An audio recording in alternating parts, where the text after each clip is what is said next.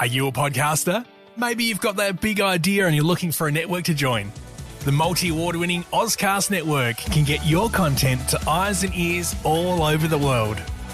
Join now for the first month free, and you could be featuring this sound at the beginning of your podcast. Ozcast. Simply head to ozcastnetwork.com for details. Negative Camber the Motorsport Show is proudly supported by Pro Karts Paracca, Red Mill Bakery, Moviesoft Trailer Hire, Enphase Microinverters, Radio Italia Uno, QuickBooks and TD Racing. Peggiora qualifica stagionale per le rosse. Questa era l'ultima notizia, più tardi. By being a racing driver means you are racing with other people. And if you no longer go for a gap that exists, you're no longer a racing driver. I race designed to win. It's time for Negative Camber. Down the inside, Hamilton sees it coming. It's a late lunge by Verstappen, who takes the lead of the race. If it's motorsport you want, then this is the place to be. All of the latest results, analysis and interviews. And a great start for car number 11. D'Alberto's got away beautifully at the start of the great race. Right now on Radio Italia Uno 87.6. And now it's time to introduce your hosts, Jamie Lemure and Lee Harrison. Hello everyone and welcome to Negative Camber the Motorsport Show, proudly supporting Scuderia Ferrari Club Adelaide.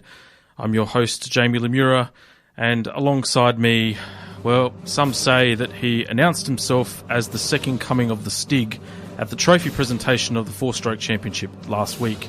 I announce state champion of four-stroke medium, Mr. Lee Harrison. What's going on? How are you, mate? Yeah, really good. Really good. You are oozing. Actually, you know what? That theme was quite relevant over the course of the weekend in regards to you, the Dark Lord, which we'll catch up and talk up a little bit later on. But how are you, my friend? Yeah, look, it's been, it feels like an age since I've been here. I think probably a couple months almost since I've been in the studio when we've recorded a show. Yeah, so, you know, before Thailand times and all that as well. So feeling a little bit almost like it's my first day again. Bit nervous behind the mic here, but we'll keep rolling. How are you doing? I'm doing okay. I'm recovering from my exploits on Friday night at the Moviesoft Trailers Pro Karts Paracca Scuderia Ferrari Club 200 lap endurance race there. So Jay Lemure and Mr. S. Reichelt came away with our second consecutive podium. So yeah, very, very happy with that. Not bad. In a strong field as well. You had about 10 karts, so that was a good result. Yeah, no, we had a great battle with Cody for pretty much throughout the race. I owe him one now because he fenced me in lap 2 and got the go-kart wedged, and we lost about 3/4 of a lap, and then came from pretty much the dead and hit the lead about halfway through the race, and then it was tit for tat all the way through, and we ended up finishing about a half a lap behind in second place. So I put my hand up for that. It's a couple of driving errors on my behalf. One was probably going a little bit too hard, which led to Cody fencing me in lap 2. To be fair, he didn't have anywhere to go. It was just I went too hard on cold tyres and was going to hit the wall, and then he just accelerated that process and wedged it in there. And then he does that. Yeah. And then about 3/4 when we hit the lead in the pit stops and Cody and I were going mano a mano, I made a mistake going at the top of the hot dog and had a little bit of understeer in the cart, and he tucked himself underneath, and then it was pretty much the end of that. Had that mistake not happened, I would have backed myself, and he would have been very, very frustrated for the next 20 laps. Just ask Troy Fortainer. Yeah, we'll catch up on all of those stories when we return to work tomorrow. I'm sure I'm going to get absolutely bombarded, but it was a shame to miss out on that event. I was so close to racing it with Cody, but alas, I had to get my karts ready for next weekend's event, so unfortunately I had to dip out. But yeah, like I said, it looked like a good event, lots of good support, some new faces around as well for the Hire Kart Championship, which was good to see. Yeah, no, it's great credit to your mum, Cody, and the team at Pro Karts that have come to the party, and they've actually given us a really good product as well. So I mean, we had 10 relatively equal karts, so it's good that I get to take the lap times and stuff home with me, and I go through and just have a bit of a squiz around, and there wasn't much in it at the end of it. It was only really sort of because it's open to everyone, including Pro Karts patrons. you've got that sort of spread of driver experience and stuff like that. So it was, but all in all, everyone's lap times when they did their best was actually, nothing to sneeze at. Yeah. But when everyone's walking away saying that they had a great time, then you know what? That's the name of it, and that's the point of it, is just for everyone to end their working week on a high. Yeah, and something good to do with the end of every month, the last Friday of every month. It's always going to happen. So if you're listening and thinking it might be something that you're interested in, you should definitely get out to Pro Karts and have a go. We also do another one middle of each month as well, as a bit of a warm up and a bit of a psych yourself up for it kind of thing, so you can find out how you stack up. Yeah, you guys, that series, the Thursday night series, has been really unlucky with weather. I don't know. My God. Unlucky, depends which way you want to look at it. Yeah. The last one was actually pretty good, though, because it started off dry, so we got quite a bit of dry running done, and then it bucketed down for all of about 5 minutes. Yep. But then it cleared up again, so, the track still remained wet, but it was good fun. At least everyone wasn't getting absolutely hammered with rain. Yeah, exactly. I was actually pretty concerned with the weather forecast, because at the beginning of the week it was like, it was going to rain and this and that. And then it literally, at our house, Friday morning, it was shh, and that was it. Rain stopped. I'm like, thank God. Saved itself all up for today. Yeah, absolutely. And, if you're planning on having a flutter at the Melbourne Cup on Tuesday, I think it is, 14 degrees apparently here in Adelaide. Yep. And worse over in Victoria. That's fine. Well, we'll be nice and rugged up and watching it from the TV, not at the racetrack getting rained on and watching the soggy horses run down the track. Well, that beautiful mortadella coming across the finish line. No. I'm against animal cruelty. I do joke tongue in cheek. So before everyone starts to chop me down, it's okay. It's I love animals, so it's all good.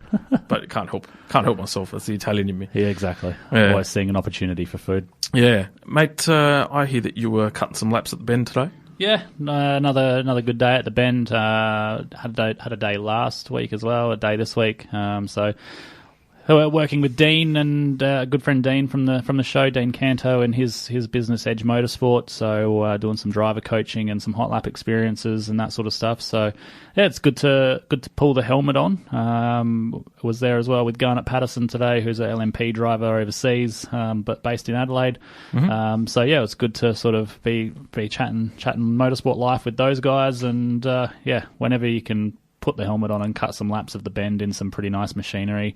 It's never a bad day. The rain sort of stopped us at lunchtime. We got a good session in the morning with some Motorcana stuff and then some track stuff. But then the rain come in, and once that sort of cleared, we got everyone out and did some skids on the skid pan for a bit as well. Yeah, what's involved in like a Motorcana, for example?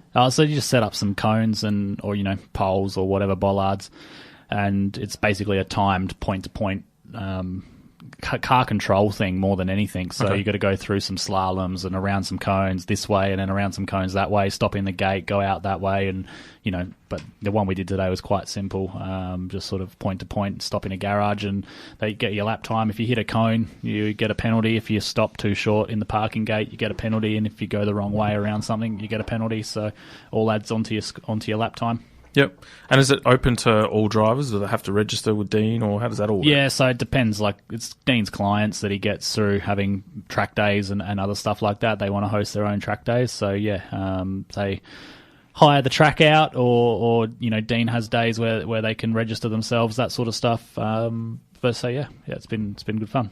I wonder if Dean's keen on a Honda Civic VTIS with a black pack. Keen with everything. Oh, cool. I might hit him up. I haven't seen it. Do you know what? He was actually... I've probably been about 3 or 4 people that I've seen over the last few weeks that have talked about the Christmas web show that we did about 12 months ago, have actually said that they loved Dean and want him back on the show. Well, I mean, he'll come back whenever. He loves having a chat motorsport. So, he's good fun because he doesn't hold anything back, and he's got stories galore, and the stories continue. He's never away much from the racetrack, so there's always something new in the arsenal. We'll have to see if he can up his hat game with that chicken or the turkey hat. Oh my goodness!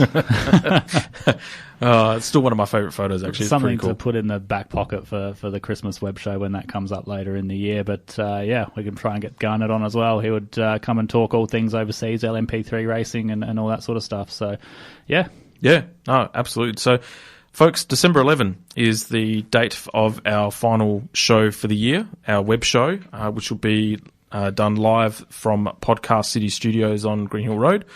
Ron, who has done some work with us previously, is going to be manning that, and it will be simulcast live on Radio Italia Uno.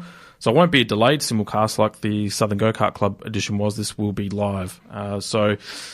Wind up the year very quickly. We'll probably do a full review of the Adelaide 500, which will be the week before. Looking forward to that. But, are you doing anything for Halloween tomorrow? No. No? Oh, yeah, I'm sim racing. Okay. Yeah. Yep. Maybe I'll put a pumpkin or something on my car for my sim paint job. I don't know. Maybe I'll celebrate it that way. We've got some Zoom meetings tomorrow with at work, and it's a team meeting, so I wouldn't do it with clients. But I have my outfit ready to go to surprise everyone in my ghoulish attire. So I'm actually, to be fair, because they don't listen outside of Boss Lady, who owes me a phone call or two, because even my wife has actually said, what's happened to Shay? She doesn't call you anymore. And it's like, well, she's been too busy for me. No, the reins are off. You're on your own now. Yeah, I know. But, it's a bit of love from she could call in now, really. Well, she could. We'll probably have a bit of a chin wag and talk about accounting life and stuff like that. But no, I'm going to dress up as Where's Wally. Well, now you've spoiled the party. She's going to know She's what not to going to watch expect. the meeting anyway. It doesn't matter. She'll be watching. How's she going to be watching? She sneaks in and watches and hides in the background. I will have to keep a tab on the participants that engage in the calls. Absolutely. So, Shay, hello, how are you? I hope you're well. It's nice to hear your voice through a podcast, but not physically. It's okay. I do think of you fondly. I know you're listening. No, she's not tonight, actually. She's not? No, the kids are at home with her. They've begged her to put a movie on. So, oh, dear. Yeah, unfortunately tonight we've got no Shay listening. Wow, that's an ultimate form of betrayal. Yeah, I thought so too. Wow. Yeah. What was the movie worthwhile at least? I don't know. I'm not there, am I? I'm here. Well, father of the kids. You should know something. Something. I was at the track all day, got home, scoffed some dinner, gave everyone a kiss, ran out of the house. See you later, I'm off, bye. Mate, she couldn't get you out of the house quick enough this morning. No, she couldn't get me out of the house quick enough when Dean rang me the other night. Oh, dear, oh, dear.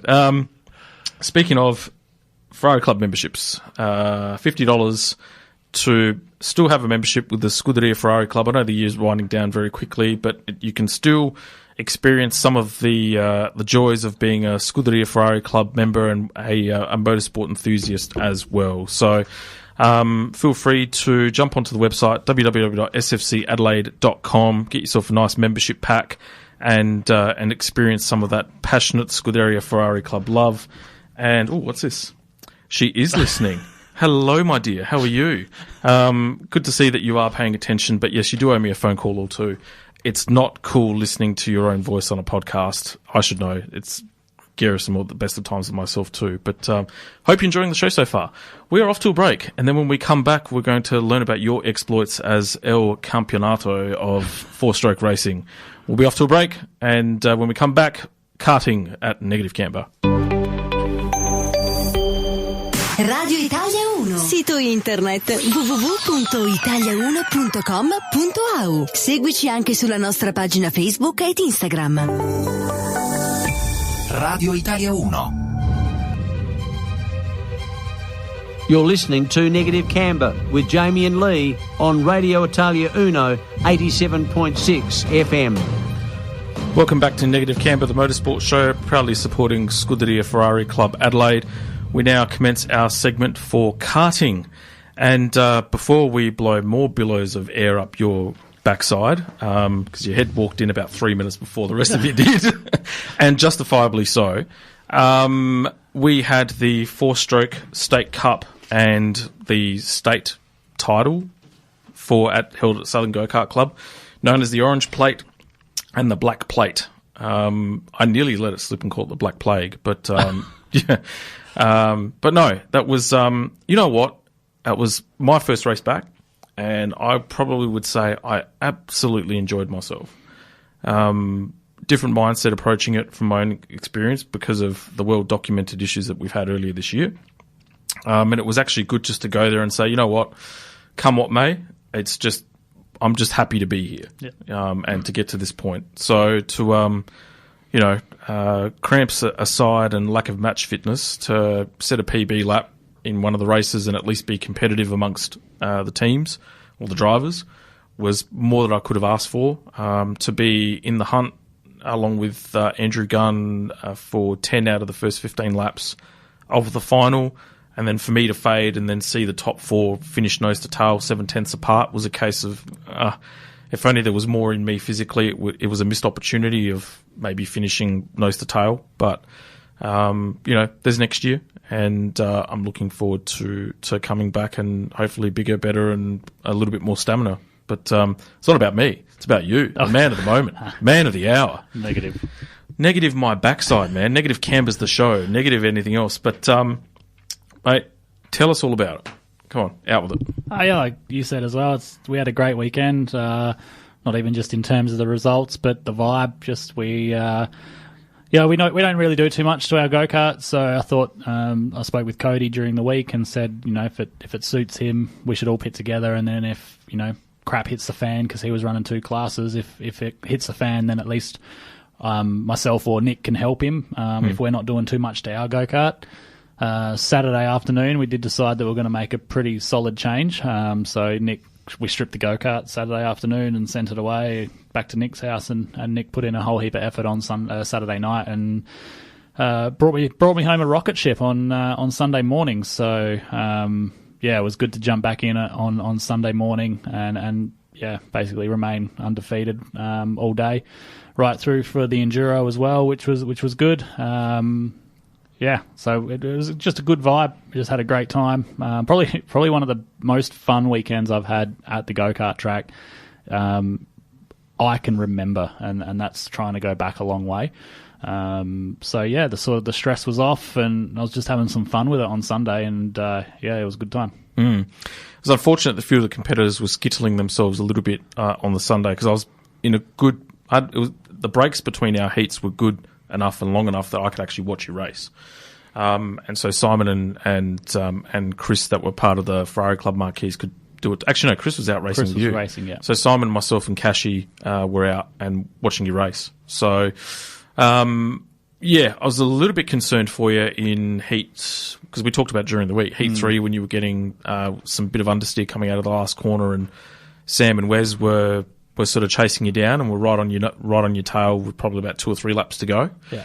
And then they got into a bit of a scuffle, and that was the end of that, and you'd crossed the line. But that was probably about as close as you got to being defeated on Sunday. Yeah, I had that pretty covered too. Like I said to you during the week, we didn't make any changes between the first heat and the second heat, and the temperature came right up, and starting off pole for that heat as well, the go-kart was in the sun, whereas normally we were starting off of 2, where the go-kart was in the shade. So really, we should have dropped the tyre pressures. We probably should have gone out a little bit wider on the rear and set up for that. But because we were having too much of a good fun time in the tent, we forgot to do all that sort of stuff. So I knew straight away, as soon as I rolled out the grid, we were gripped, ready to go, grip it and rip it.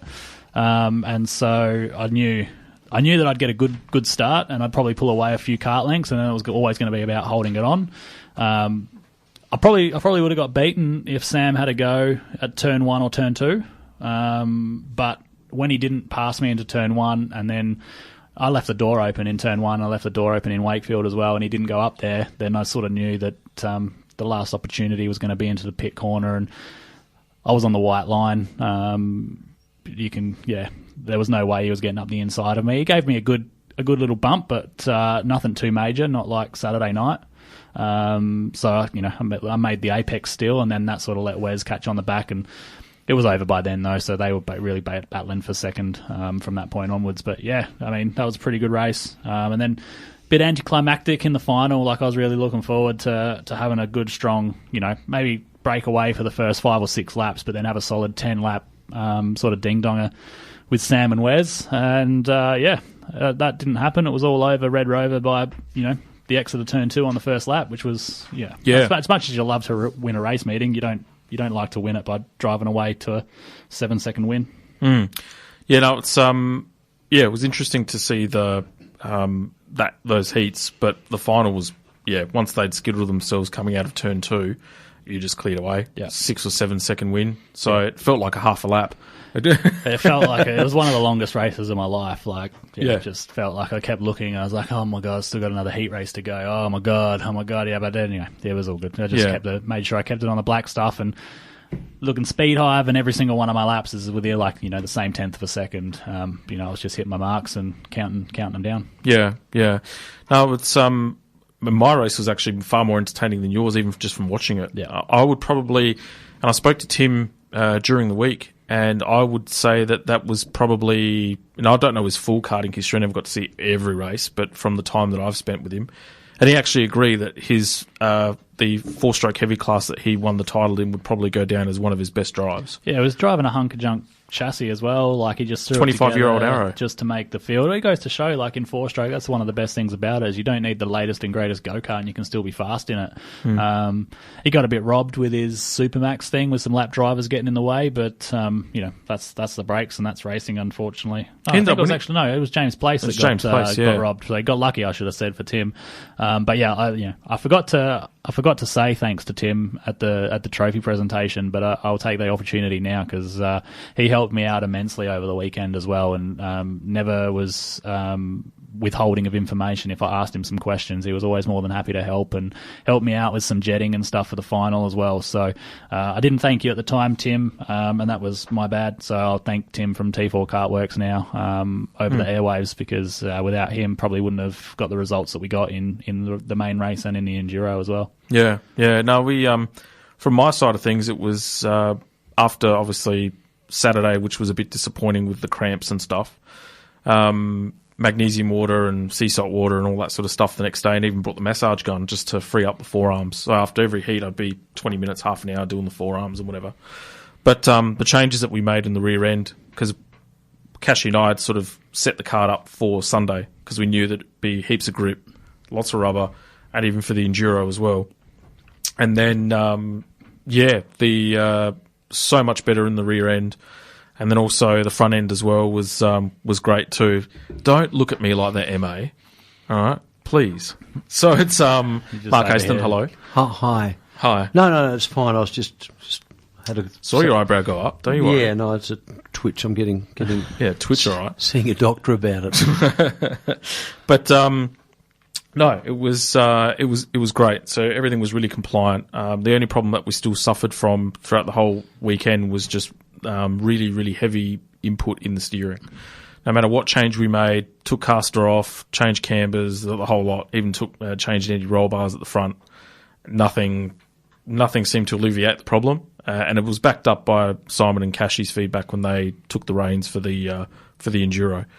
So, but no, probably actually all the races were all really nose to tail stuff, and it was good just to battle and get with it. But I physically just gave way in the final and had nothing left. It was a long race and a warm weekend as well. Like it took it out. Like I spent the next couple of days pretty mentally exhausted. So for someone that hasn't raced in nearly 12 months or whatever it has been for yourself, it's not surprising that it took it out of you. Yeah, big time. And that's why I didn't race the Enduro. I couldn't do a 25 lap stint, and I was going to be a hazard to everyone else, and I didn't want to compromise Simon's hard work, and so Cashy got in there, and luckily, and he ended up pumping out sort of very, very similar lap times to myself if had I been driving. So it was to get a top 10 in the Enduro as well, and you end up coming from where did you end up in the grid? I think I started 7th and ended up winning the race and that sort of thing as well. That was, and you know, it's funny because we ended up having 20 karts on the grid. Yeah. So all the two-strokers wanted to jump in and have a crack at the four-stroke racing. It's like, okay, so you take the mickey out of four-stroke, 11 out of 12 months of the year. Good fun. Like, 14 karts registered, I think, and that was where it was at. And then it sort of started on Saturday morning. I convinced Paul Pittman to try and borrow Simon Reichert's kart, and then he went and got Christian Cowie as his teammate, so they took it pretty seriously. And then it just flowed on from there. It was just, there's another go-kart that's available. Let's get some drivers for it. And and credit to the Skinner boys the Skinner boys as well, and Brett. They put in some hard work as well, trying to find karts and stuff to get people out on the track. And when they started reading out the grid positions, and I found out that there was like 21 karts registered to race, I was like almost gobsmacked. But it goes to show, That race was so fun. Like, I Yeah. had the best time. And the fact that it didn't sort of shake out until, maybe 6 minutes to go, and that's when we sort of took over and basically won the race from there. It just goes to show how exciting it was. Like, it just ebbed and flowed, and it was anyone's race up until about, like I said, the last stint, and those timed pit stops in the middle. If you didn't get them right, they were a headache. But good fun. It was good watching it. I actually really enjoyed it, and an hour went quicker than what it would have been in the cockpit, no doubt about it. I think it helped that we had Clint there as well to do commentary. I think that was missing definitely from the first one. Yep. So that at least the people on the fence could keep a track of where everybody was. And I reckon we had more spectators on the fence for the Enduro than most of the finals had for the two-stroke classes. Yep. It just goes to show that the four-stroke racing, while it may not be the fastest, it can be one of the most entertaining to watch, and definitely one of the most entertaining to compete in, if I could definitely say that. Yeah. Let's run through the results, shall we? Four-stroke heavy, Tim Murphy, cracking drive, probably career best, and worthy driver for that title as well. Dave Skinner, who had a weekend from hell after he got KO'd in practice on the Friday and literally had his go-kart rebuilt. That was Saturday morning. Yeah, that's right. Because I could see him and getting axles redone and rewelding done and all sorts of stuff. So to come back and get second overall and only just miss out on winning the title was a great achievement. And Daniel Bowden was third. So, and I actually asked Daniel as well. I'd said, mate, you were the fastest by a fair margin all weekend. And he goes, after that race, didn't care where I finished. Yeah. It was just the battle, and which is sometimes more rewarding than the overall result. Exactly. Four-stroke light was Anthony Ormsby, followed by Simon Reichelt and Jacob Rhodes. KA4 junior light was Giuseppe Imbrogno, Deegan Arnold and Charlize Brown. 4SS junior, Luca Palambaro, SFCA member as well, Jackson King and Blake Turner third. Four-stroke medium, wow. Mr. Lee Harrison, Jackson King and Blake Turner for third. And actually, no, Wes Bowden and Nick Dunn for second and third. Supermax Heavy was Tim Murphy, followed by James Place and Andrew Gunn. So Tim's got double orange plates for next year, or this year and next year. Cadet 12, Scarlett Pittam. You ever seen Paul Pittam shed a tear and even Cashy get a little bit emotional? Well, yep, see that result. Desmond Harold in second and Cristiano Crisa in third. Cadet four-stroke was Desmond Harold first, Levi Ross second, and Alex Villanis in third. So Dr. Desmo ends up getting a trophy, well, two trophies really, second and a first place for four-stroke as well. Big shout out to Tim, who was a massive help for me over the course of Friday in particular with biscuits setting up and also prepping the cart. Cadet 9, Curtis Polkinghome, Bo Chambers and Athrun Smith. KA3 Junior was Leah Inella, Jacob Chandler second and Oshan Colangelo in third. A little bit controversial with that one. Just got punted off going into turn one and dropped from first to third and stayed there, unfortunately. First place in KA3 Senior was Josh Elliston, followed by Jess Fortania and Cody Harrison third. I heard that was a ripper race. Yeah, that was pretty good, actually. All four of them crossed the line within sort of a few tenths, and there was some banging and bashing on the last lap, and I think Elliston crossed the line first. Troy Fortana was crossing the line second, and then Jess, who capitalised. She was my cheeky roughie for the race, actually. She was hanging back, and I thought she was going to steal it, but and then unfortunately Troy got demoted down the order a little ways there. Yeah, okay. Tag 125 Light was Christian Cowie, followed by Cody Harrison and Blake Purtis. Straight off the flight from overseas, the old Christian, and comes back and wins a title, so that was pretty good. Straight back off overseas, he's off to Las Vegas 2 weeks' time, I think. Yeah, for the Supernats. The Supernats, yeah. which would be wish awesome him luck fun over there. Yeah, absolutely. Tag Restricted Light, Ben Press first, Shane Moreland second, and Anthony Ormsby in third. And Restricted Medium, Nathan Simpson, followed by Nathan Rosenberg, and one of our loyal listeners, Simon Major, in third position. And not one of them stayed for the trophy presentations because none of them thought they were getting a trophy because the top three got wiped out. Really? Yeah, dead set. Now, there you go. The guys that finished first and second got done with starting infringements and got penalties, and then the guy that finished third, I don't remember what happened to him, but he got rubbed out as well. So the first, second and third, they were actually fourth, fifth and sixth on track. Yeah, and for the four-stroke enduro, Mr. Lee Harrison, and is it Ryan Morgan? Yeah. Yep. Yeah. What a super sub, by the way. Like, yeah, how what good happened did he with that? drive? I was supposed to run with Glenn, and then Glenn drove on the Sunday before the race meeting and hurt his hand and pulled up a bit sore, and he does a lot of computer work, so needed to work the mouse on Monday morning. Didn't want to risk not being able to work, so sort of said first thing Sunday morning, I don't know if I'm going to be able to race, see if you can find a sub. I'd actually never really gotten around Ryan before, and didn't really know much about him, but Nick said he'd spent some time with him and he'll go and ask him, and I said sure, no worries, and it turned out to be the perfect fit. We had to bolt maybe 2 kilos of lead on, we made weight more than happily, and the kid can steer, so that was good find. Look at that, Mr. Nick Caravis, the Oracle. The matchmaker. The Oracle. Oracle. Mismatched socks, Dunlop volleys, and he's an Oracle. Yeah. So you obviously were first. Paul Pittam second with Christian Cowie, and then the gentleman and the man with the beret, Mr. Nick Torquati and Jacob Rhodes, rounding up 3, and Kart 55, the Jamie Lemura Motorsport entry, Andrew Cash and Simon Reichelt. So we got a top 10 starting from 15th place. Nick Torquati gave one of the best trophy presentation speeches I've ever heard. Did he? Yeah. I didn't hear it because I was packing up the marquees. No, it was pretty funny. He thought it would be fun to thank Flo, the bird that sits out the front of JK Tuning, just because. So I can't wait to the next one and see which next bird or pet or animal is in line to be thanked by Nick Torquati. Oh man, there's nothing more that needs to be said. He's a good dude. He's a good dude. He's the first person to come over to offer me a beer after we finished racing. So I can't appreciate that more than words can say. Well, you more than earned it. I tried. Yeah, especially with your rockstar rock up to the track on the Saturday there with the bag and everything, sunnies and stuff. I didn't even recognise you. I thought it was your mum driving up first. Yeah, no, that's fair. Yeah, so... Even old mate over here said that I looked like some sort of film star rocking up this afternoon, so I'll take it. Look at you.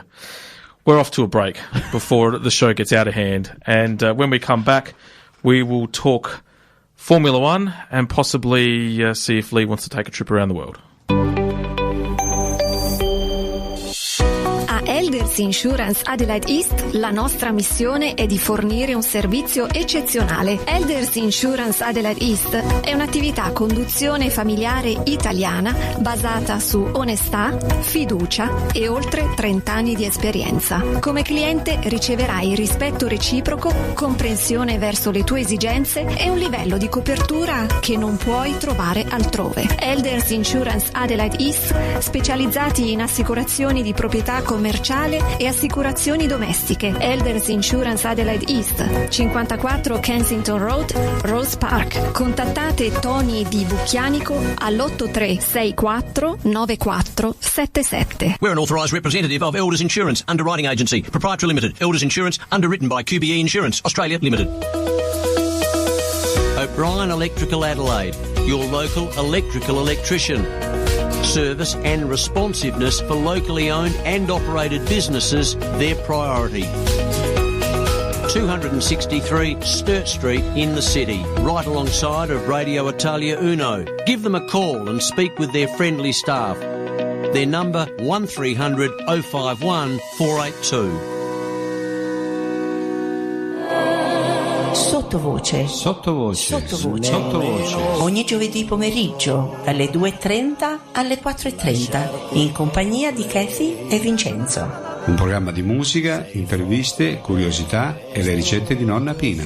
E non perdetevi la mia rubrica benessere, vi aiuterà a stare meglio. Siamo la coppia più bella del mondo. Are you interested in a Mitsubishi vehicle? Come and see me, Danny, at North East Mitsubishi. I think they should ask for me, Morris, when they arrive. But if you ask for me, Danny, I'll greet them when they arrive, make them feel comfortable, and I'll help them choose the perfect car. I'll treat them to the perfect cup of coffee, show them around, and answer all their questions. Look, let's not fight about this. We both work there. We can share the load. Well, I guess it doesn't really matter who you come and see. Danny or Morris. That's me, by the way. We're both a part of the North East Mitsubishi family, ready to assist in any way possible. Yes, we love our job and we love making our customers happy. So for a new Mitsubishi or a great selection of used vehicles, come and see us at 447 North East Road, Hillcrest, or check out our website at www.northeastmitsubishi.com.au. Or call us on 8366 7200 and ask for Danny or Morris. Well, I'd ask for Morris first. Danny! Morris. Yibbity yibbita. That's all, folks. Now you're starting to be silly. Radio Italia 1. You're listening to Negative Camber with Jamie and Lee on Radio Italia Uno 87.6 FM. Welcome back to Negative Camber, the motorsport show, proudly supporting Scuderia Ferrari Club Adelaide. We hope you're enjoying the show so far on this rather miserable Sunday evening. It's not night. even. It was like I'm sunburnt. Get the sun lotion out. I noticed. Like I didn't know what was more red, your face or the LED lights when the mics are on. It's probably a bit of both. It's pretty close. Yeah. Pretty close. But anyway, I digress. I have some fantastic news. No, you don't. I do. Tell me. Sincerely. Tell me what is it? Wonderful news. True Steel Frames has actually joined the show as our major sponsor, thanks to the team at Radio Italia Uno. So who are True Steel Frames, you ask? Well, let me tell you. So they are one of the state's industry leaders in supply, service and manufacture of steel frames and roof trusses. So from residential to multi-dwelling to commercial projects, they can simply supply, service and manufacture steel frames and roof trusses for any size project. Anything. They were established in 2015. And so True Steel Frames is a South Australian owned and operated independent steel frame company based in the northern suburbs of Adelaide. So you can give them a call or contact them by paying a visit at number 31 Hewitson Road at Edinburgh North, and or call them on 8252 0046. Send them an email. Tell them you're a fan of the show at info@truesteelframes.com.au. So big shout out and a massive, massive thank you to True Steel Frames and all the gang down there at Edinburgh for putting their faith in us and the show and the station as well. So much love, guys. That the guys down there and guys and girls at True Steel Frames are fans of the show too. So maybe it could be their Sunday night party. They can have some barbecue and some casual drinks and listen to the show on the stereo there in their True Steel Frame sheds. Yeah, absolutely. Now, your wife in a meeting during the week had said that you need to offer her a trip around the world. And here it is. Over to you, Mr. Harrison. She gets to come to all my favourite motorsport tracks, does she? Possibly, yeah. Yeah. Look, it's been a little while since we've done one of these, so I think we're just going to have a bit of a general catch-up, and we'll start with NASCAR. And in the morning tomorrow, we have the final race in the round of 8 as we head towards the NASCAR Championship. It's going to be held at Martinsville Speedway in Ridgeway, Virginia. After the race tomorrow, only 4 drivers will remain in the hunt for the championship. The final race will be held next week in Phoenix. The battle will be fierce tomorrow morning, that's for sure, as the 2 drivers sitting on the bubble are William Byron and Denny Hamlin. They've had a fair few coming togethers this year, and on the tight little track known as the Paperclip, it's surely going to be intense. So if you're an early riser like myself, and if the F1 race gets a little bit boring in the morning tomorrow, you can flick the channel across to Fox Sports 505, I believe, and you'll catch that race. In F2 and F3, Felipe Drugovich and Victor Martins have taken out the F2 and F3 titles respectively. 1 race remains in F2 to be held alongside the Formula 1 season-ending race in Abu Dhabi.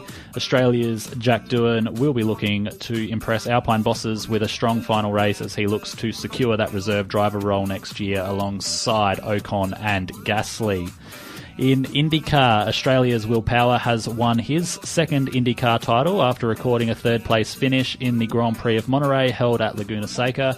He finished the season 16 points clear of his Penske teammate Joseph Newgarden. Scott McLaughlin, also a teammate of his at Penske's, finished 4th overall, a total of 50 points behind Power.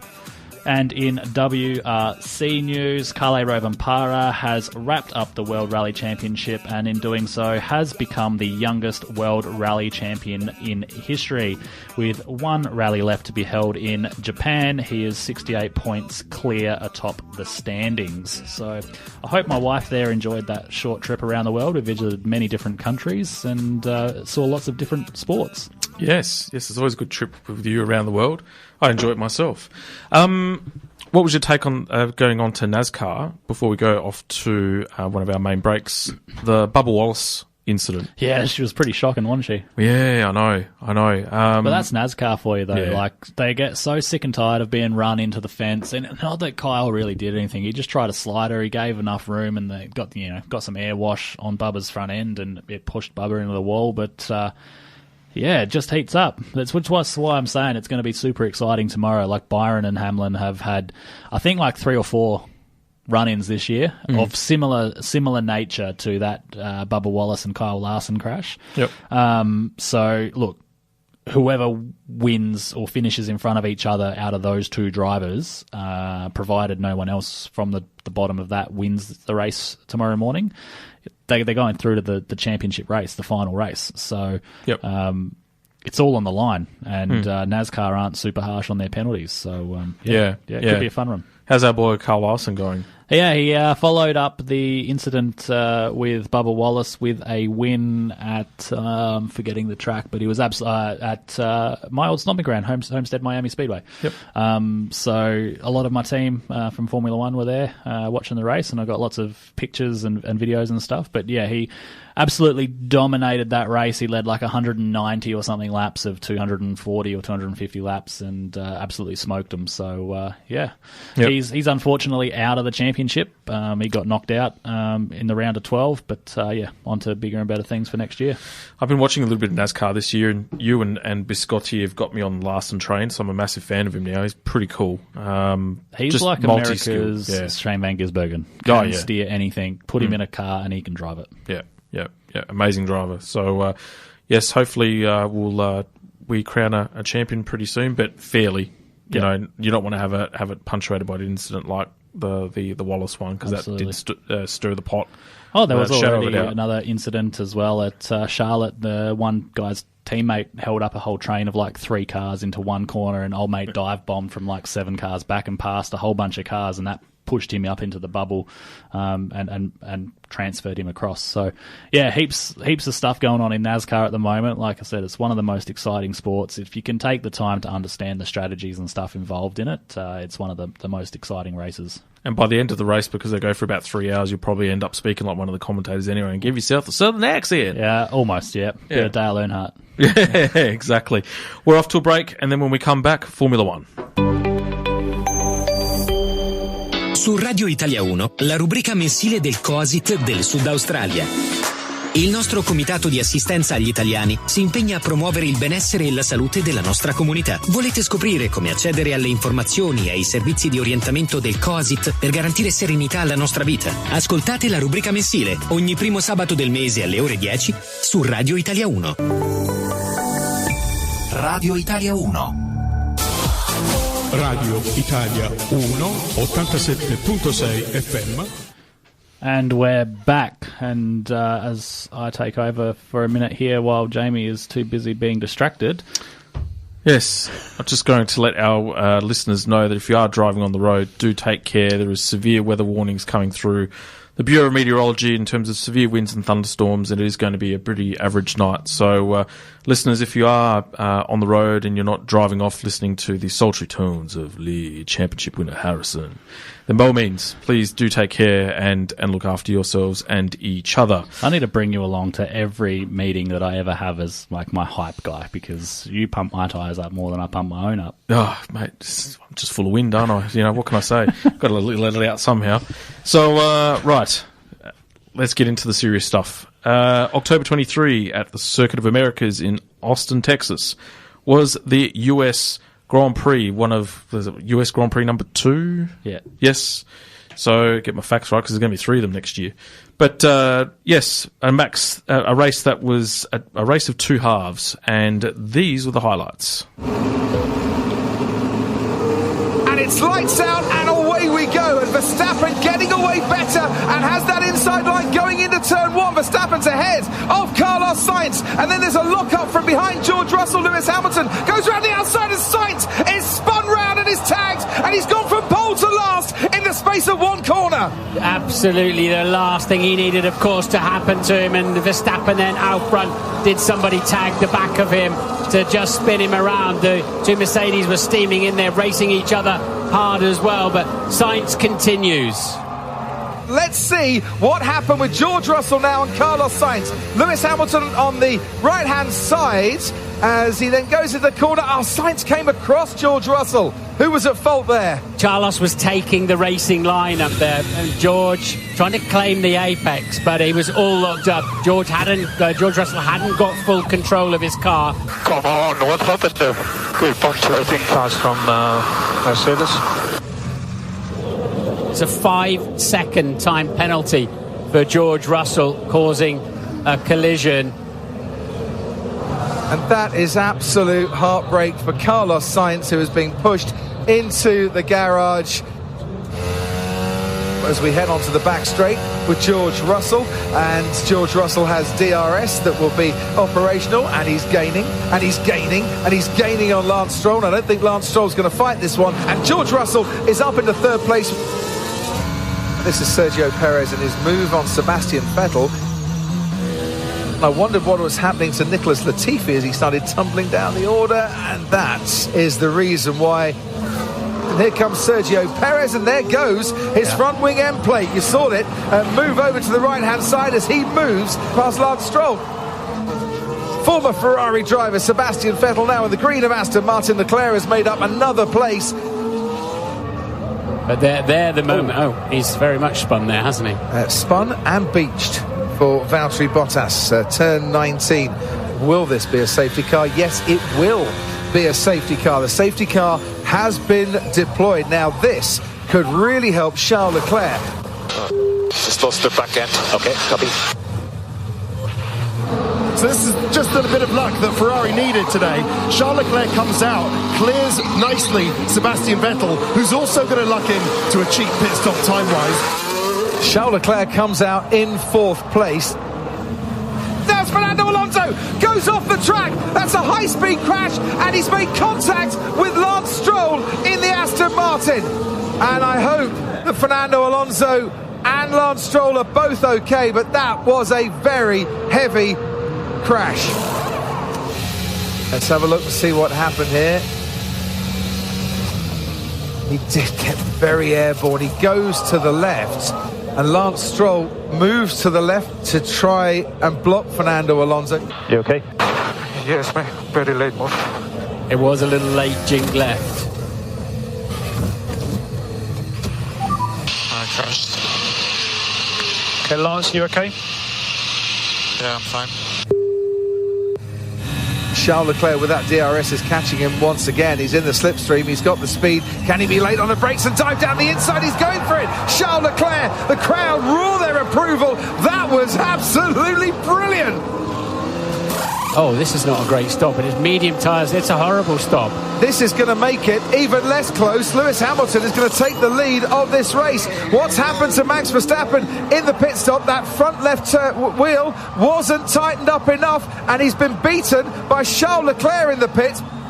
Sebastian Vettel takes the lead of the race. Hamilton is second. Here goes Max Verstappen down the inside on Charles Leclerc. It's the old switcheroo from Leclerc, though. He's got him on the exit. Oh, brilliant stuff as positions exchange one after the other in the space of 10 metres. Crowd loved it. I loved it. What a race this is.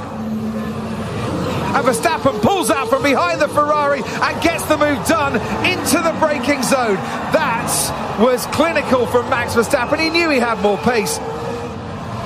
Can Hamilton dive down the inside for the lead of the race? Yes, he can. Vettel didn't really defend that one, but Hamilton now takes the lead of the US Grand Prix. And Fernando Alonso making his way then past the Haas of Kevin Magnussen. I didn't know if that debris had come off the back of the Haas. I think it's Alonso's mirror. and Verstappen with DRS closing in on Lewis Hamilton. Hamilton leading the race. Verstappen goes down the inside. Hamilton sees that coming, tries the switcheroo. Verstappen goes deep, and now they're going to go wheel to wheel. Hamilton tries to go round the outside. Verstappen just runs him out of space, but then there's a drift from the Red Bull, almost giving Hamilton the chance to move back again. Now the track will swing left-handed. Hamilton hasn't given this one up, but Verstappen, with better traction, just moves ahead and through the higher speed corners has the lead of this race. Hamilton got a warning for track limit. Talking of keeping it on the road and trying to get back into double points, not just the one. Here goes Sebastian Vettel round the outside of Alex Albon. Sebastian Vettel up into 9th place. It's a victory that will give Red Bull the Constructors' Championship in 2022. It's celebrations for team and for driver on such a poignant weekend. Max Verstappen wins the United States Grand Prix. And the action's still not over. Vettel in his final United States Grand Prix. Has he got the move done? No, not quite. George Russell takes the fastest lap of the race now. He's got the move done. The fireworks are going off. And on the track, Sebastian Vettel still giving his explosive action. Norris 6th, Alonso 7th. Sebastian Vettel comes home to finish 8th. Max Verstappen, you are world champion. We are world champions. Thank you so much. And thank you, Dietrich Mateschitz, for everything that you have done. This one was for Dietrich. And congrats, guys. What an amazing season to win also the Constructors. You guys really deserve it. They all came to challenge, as they have done throughout this season. But it's Red Bull on top on the day that their Drivers' World Champion came and won in Texas and sealed their first Constructors' Championship since 2013. Yes. Stirring of some debate of the legitimacy of those titles, but we'll cover that topic shortly. Max Verstappen first, Lewis Hamilton second, Charles Leclerc third, Sergio Perez fourth, George Russell fifth, Lando Norris sixth, Fernando Alonso initially disqualified and then reinstated for seventh. Seb Vettel with the drive of the day coming from 13th with 20 laps to go, finishing 8th. Kevin Magnussen 9th. And Yuki Tsunoda breaking his points drought with a top 10 position. So, talking points for the US GP, probably punctuated by the tragic death of Dietrich Mateschitz, who was the founder of Red Bull Energy Drinks as well as the racing team himself. And fair to say, a guy that completely changed the game in terms of sports marketing and really, to some degree, had an influence in, a large way of changing the game with Formula One. Yeah, I don't think there's many drivers on the grid that haven't had some sort of connection to him at some point in time. Especially, you look at Toro Rosso, the junior ranks in F2, F3, and Formula 4 regional in Europe, and and then you look even further, like you said, it's in terms of anything adrenaline pumping sport action, he's had his fingers in the pie. So it was obviously a big loss for the Red Bull team, and you could see the emotion on the faces quite clearly on Saturday afternoon when they were doing the press conferences and stuff. They obviously rebounded back in the right way and thanked him by winning the Constructors' Championship and sealing that Drivers' Championship. Yeah, look, it's a no more fitting tribute than getting the race win at the end of the day and sealing the Constructors' Championship. I mean, the car's been the standout car for majority of the year, maybe the first 3 or 4 races aside.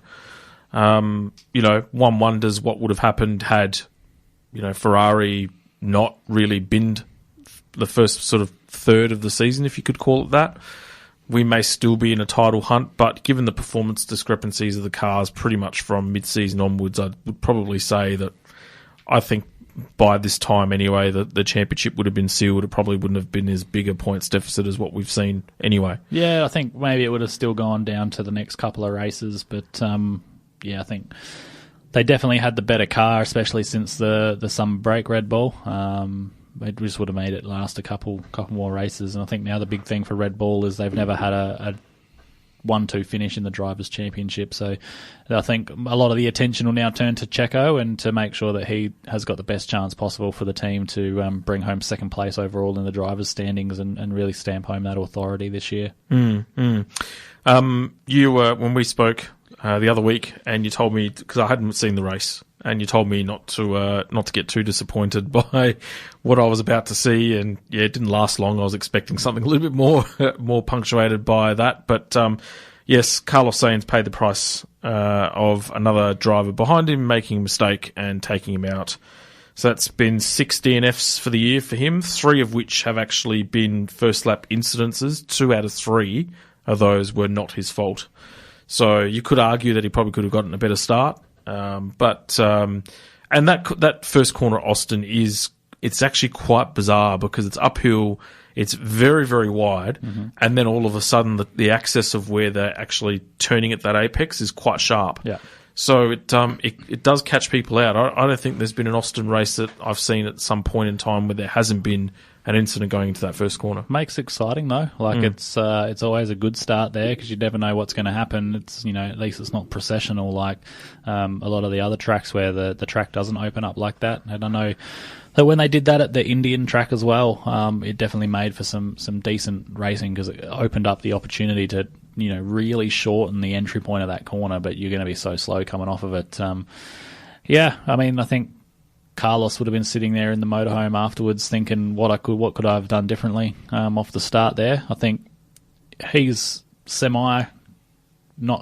he's not completely faultless. He definitely changed his path pretty abruptly as well, and George had committed to a Carlos being somewhere else. But yeah, it's unfortunate, and like you said, Ferrari have really bottled a lot of stuff, and they may even lose third place in the constructor or second place in the constructors championship because of mistakes like this and non finishes. Absolutely, and they've only got themselves to blame because it's very, very rare that you get a car that's arguably, at least for the first half of the year, equal to the best car in pit lane and still be 100 points off when you're about halfway through the season. I would have said they had the best car up until the halfway point of the season. They're probably the best car on the track in terms of speed and reliability, and then it's all sort of went downhill real fast. Yeah, absolutely, and it's you don't get those opportunities often. No, especially with Ferrari where they were clearly the car to have. Or up there as one of the two for sure. Before we go off to a break and then continue our analysis, how big was the crowd? Yeah. It was massive. Yeah, look, I think a bit of the hiatus to do with Corona, obviously, definitely has helped boost the crowd numbers. But just in general, I struggle to find someone now that hasn't at least been to an F1 race or has not watched some part of the Drive to Survive series. Yeah. And I think, for the avid Formula One fan that knows it like the back of their hand, they see through the drama promoting rubbish that show has, and you can see the underlying stories and appreciate some of the behind-the-scenes stuff that you don't get to see every day. But for the people that like that theatre and like that drama that just want a tidbit at a little bit, it has got them involved. And to see 400 and whatever thousand it was, 460,000 odd at Austin, it shows that the market is there. I mean, we had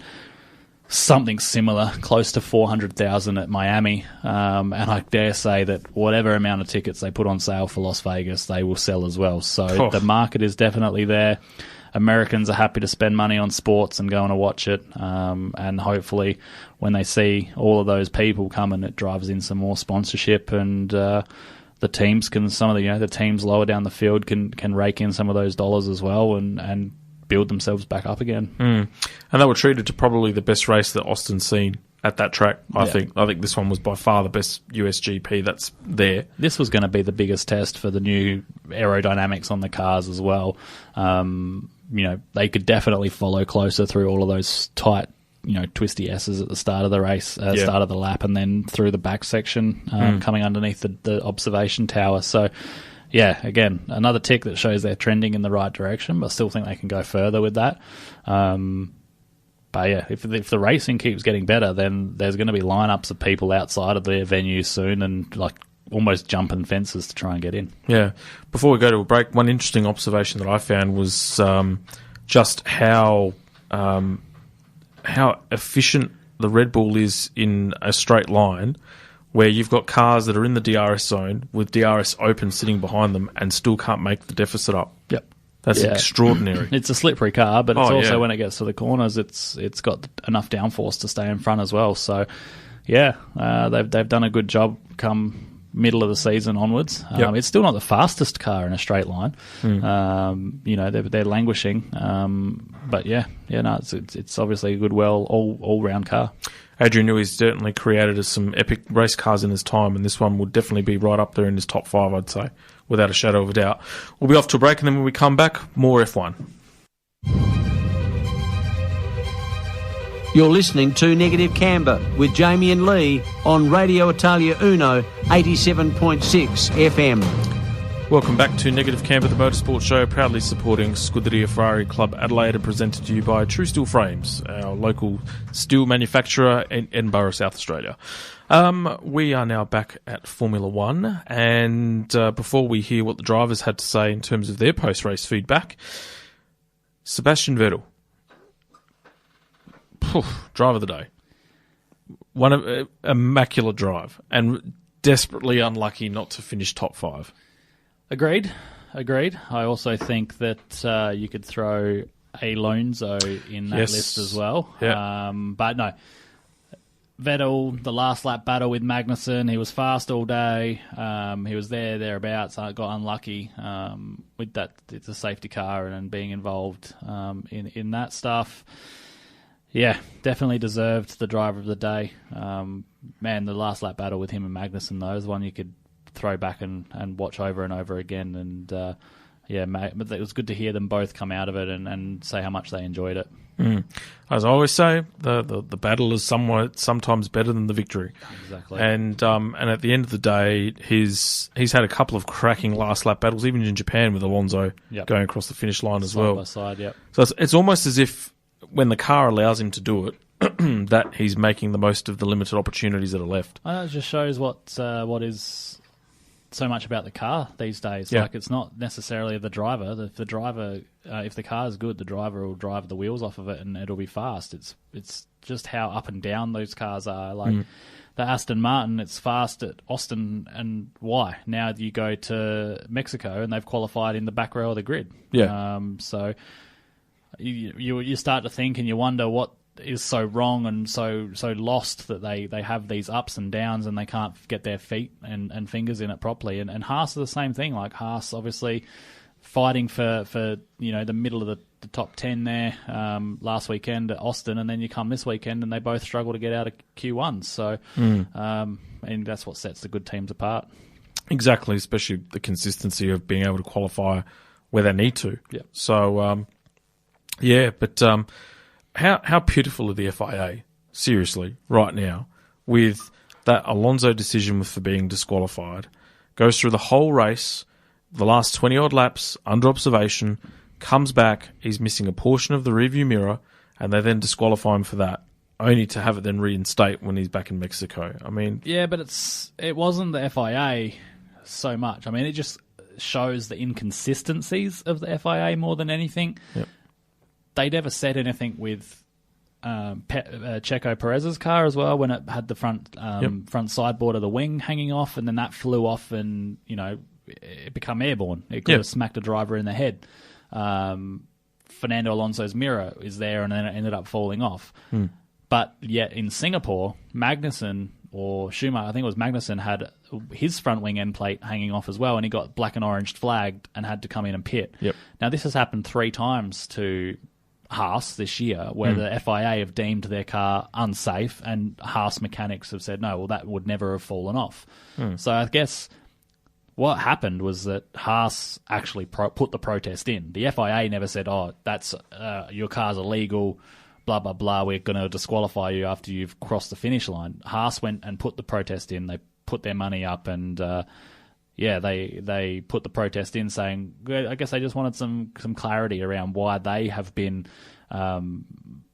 treated the way they have been and had to serve so many penalties. Yet, like I said, Checo Perez's front wing end plate came off and became airborne. It could have struck someone in the crowd. It could have struck another car. It could have struck a marshal. Could have been anywhere. And why he didn't get a black and orange flag in the process. So Obviously, they saw it after the race. They heard it. They decided to disqualify Alonso, and then Alpine appealed, and they won their appeal, mainly on the fact that the lodgement of the protest from Haas was filed too late, not necessarily because Haas were wrong in their protest of the car being deemed unsafe. Yeah. Well, the drivers had a lot to say post-race, in particular with the likes of Vettel and Alonso, who had some entertaining battles throughout, and Leclerc that came back from 12th to finish 3rd as well. So here's what they had to say about it all. It was all looking great up until that pit stop, and then we had to work for it a little bit harder than we would have liked. But luckily everything worked out, and we got back into the lead with a few laps to go. This is I think a typical race Dietrich would have loved to see. We just pushed till the end. I couldn't have done anything better, I don't think, today. I'm really proud of myself in that respect. I'm really proud of the team. The pit stops were great. The strategy was great. We gave everything we could. We're fighting against a team that's 10k faster than us on the straight, and ultimately have won almost all the races. So for us to even be in the equation, I think is a huge positive. And I feel like we are limited by the tyre degradation mostly. The pace is there, we've been strong all weekend, but then towards the end we ran out of tyres, and then it was difficult. Yeah, it certainly means a lot for us. It's been a big dominance by Mercedes in the last few years. So I really hope that the era of Red Bull starts now, and that we are able to dominate the next few years. I mean, firstly, apologies to Carlos. You never want to be involved in an incident that ultimately destroys somebody else's race. When I attacked turn 1, I was focused on the 3 cars around me, and I was expecting Carlos to try and fight it around the outside of Max. So I braked quite deep into the corner, and then when I saw he tried cutting back underneath Max, it was already too late for me there, and I couldn't avoid the incident. Yeah, very tough race. We had just a lot of things thrown our way. I guess the incident in turn 1, having to avoid Carlos, so I lost 2 or 3 positions, and then coming back through, it was a lot of fun. Tough to get past so many cars, and especially with the pressure of the chance to get past Fernando with only a few laps to go.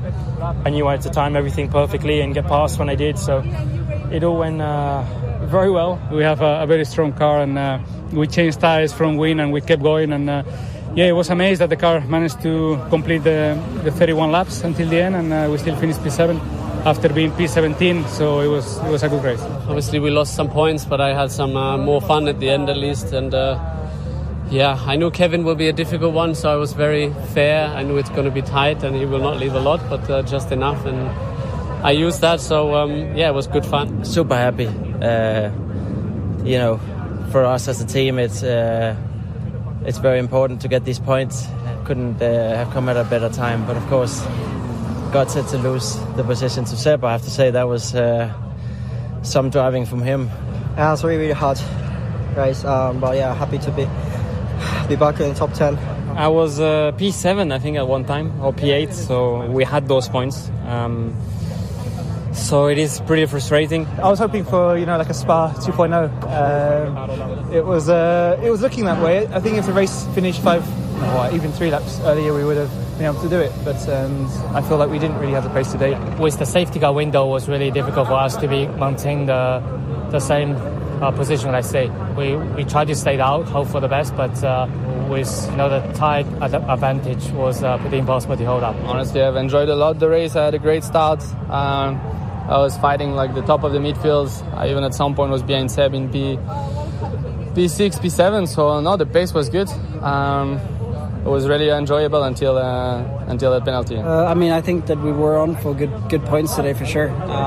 It seems like we picked up quite a big piece or whatever, and it damaged the car quite a lot. And then of course you don't really you don't really extract the maximum out of the car anymore because the car is damaged. So honestly, it's 2022. It's been the year that it's been just so far off the pace that I simply can't lean on it, can't push, can't get the time out of it. It's To be honest, it was better than I was expecting it to be. That's not to say that it wasn't tricky to drive. I think, I did get caught out with the in the high speed, just the way the car reacted there, and driver error for sure. But Yeah, the car was just very on edge there. It was just a shame. We were having a good race. I left him plenty of room on the left. Yeah, he got really close to me, and we just made it contact, so frustrating. I think the pace felt okay. It felt like I was stuck behind Gasly, so yeah, definitely points finish should have been possible today, but then it was my mistake. I lost the back end of the car, but there was also a gust of wind at the same time, which the engineers confirmed, but it's disappointing. In so many races that I don't even complete one lap, so like that is also difficult to make step forward on race days, which shows how frustrated I am and how my year has been, because the speed is there. It's just a very poor year in terms of lag and things happening. Yes, I feel for you, my friend. Good old CS55. We'll be back. We'll be stronger. Don't you worry about that. But, yes, your take on the incident between Lance Stroll and Mr. Alonso. Yeah, look, Lance just needs to learn to keep his car in a straight line, really. He was definitely there. Alonso was there, and he kept squeezing him and moving him over, and you can't do that in one of these things. You're moving at such a high speed, with such a great rate of closing speed as well, especially after a restart like that. But that's how big accidents happen, and we saw that. And Alonso's pretty lucky that he didn't catch the edge of the catch fence on the left-hand side as well, to be fair. But we've seen Lance do this on a few occasions. Yes, I was waiting for that front end to just go higher and higher and higher, and I reckon probably another foot, and it would have caught catch fence, and then we would have been in a world of trouble. Yeah.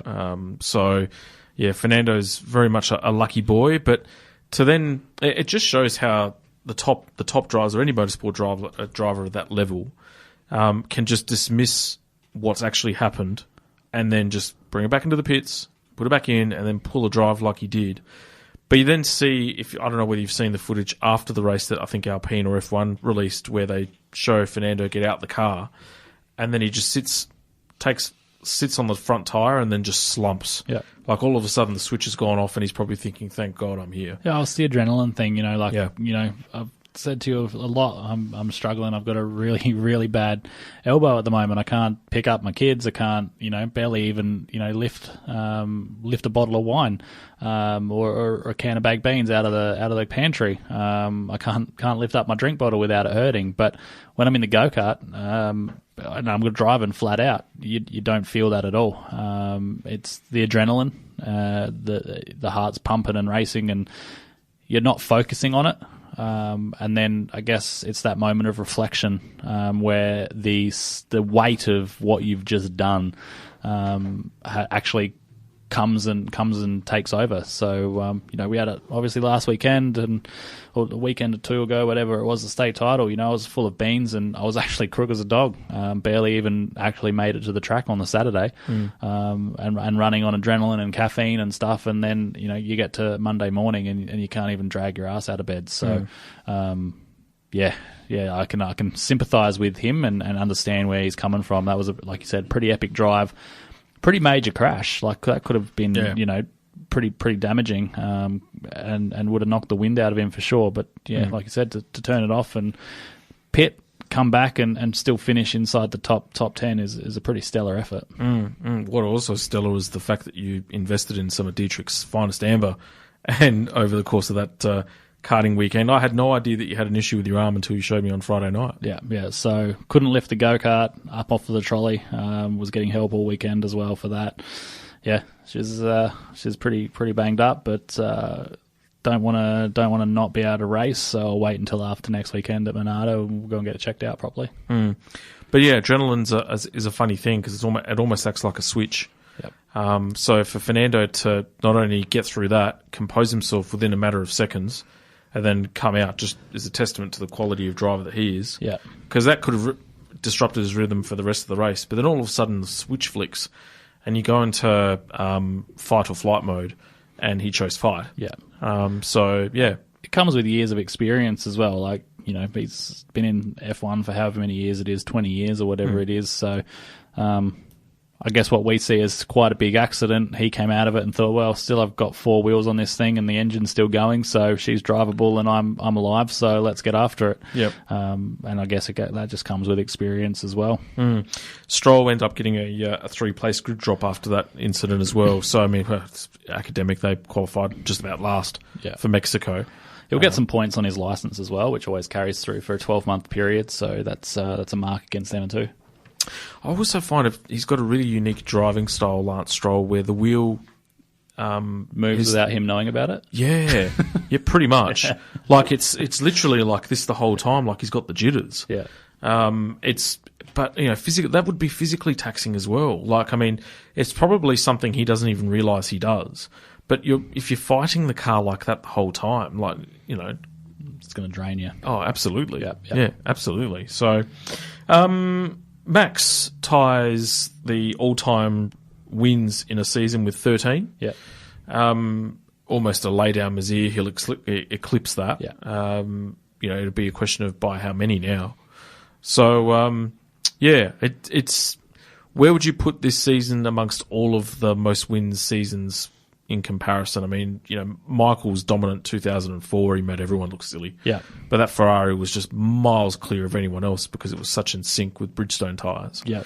So, where would you put Max's season up amongst all the pantheon of greats? Yeah, like you said, it's actually been quite a difficult season. He hasn't had all his own way, and the car sort of wasn't amazing, and he's had to fight for a lot of the victories. Again, we saw at Austin there, he had the slow pit stop with the non-functional front left wheel gun, and so had to really fight back to win that race. He's absolutely driven the wheels off the car, so I'd put it up there. It's definitely up there. And like you said, he's going to beat it. It's only a matter of when, not if. So, yeah, I mean, look, arguably this is probably one of the best seasons that he's had and is going to have and anyone's had in Formula One. And as Alonso came out in the media and said today that arguably Max's 2 world titles are far better than Hamilton's 7 because Hamilton only really had to beat his teammate and anyone can be asked to move over. So Max has done a lot more. I think Alonso, when he had that interview, had a bowl of Nobby's saltiest nuts because he had a mouthful of it. Old mate's just spitting bombs. He's just telling the truth. He's telling it as the rest of the world sees it, and are just too afraid to say. No. I think Alonso's also forgetting the fact that Ferrari did push Lewis on a couple of occasions in those years too, and he had to fight for him as well. And I think Max's title, his first title this year, I won't count Nick last year because that was a farce.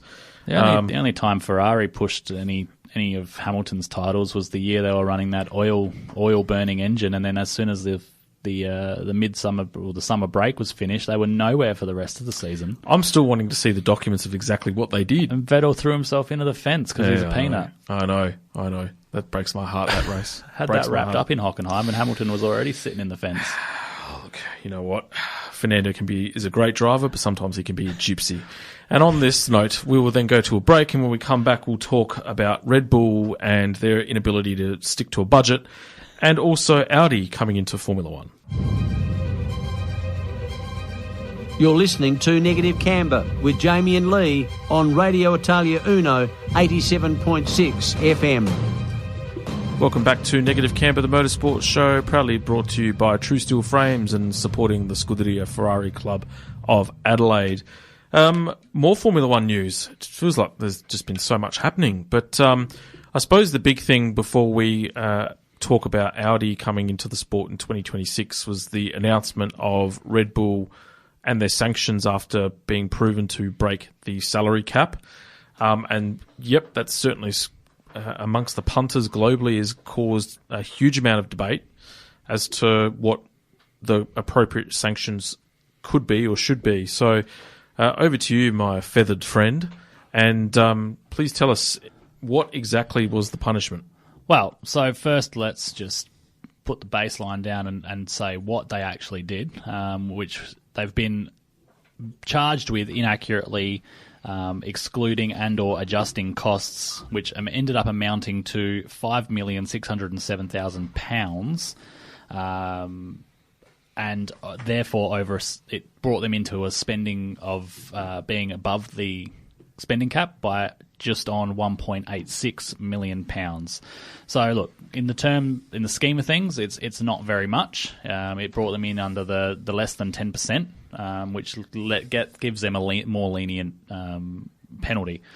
Their penalties, they've been fined £7 million, and they have had a 10% reduction in their wind tunnel time for next season, which means that they will go from 28 days to 25 days of wind tunnel testing, and they believe that that's probably worth about half a second lap time per car. So, look, for a small overspend, it is a pretty big punishment. They're obviously paying back 7 times their overspend, and they're going to cop it with some slower cars. But there was 13 particular articles where they breached, all related to Article 3.1 of the financial regulations, and it's all sort of stuff that relates to wages of catering staff, wages of apprentices, wages of travel, and that sort of stuff. So it's not necessarily anything to be connected to the car, but as you can imagine, if you're overspending on travel, that helps you fly more people to races and fly people back from races to work on cars in the workshop.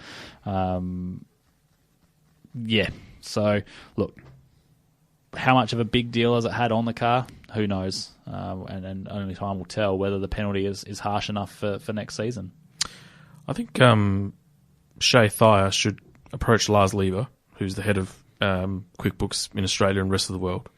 And Lars should use his Germanic and half Brazilian influence to make contact with Red Bull and actually offer them the use of QuickBooks, especially to CFO, because clearly he was using Xero or MYOB, archaic, old-school technology.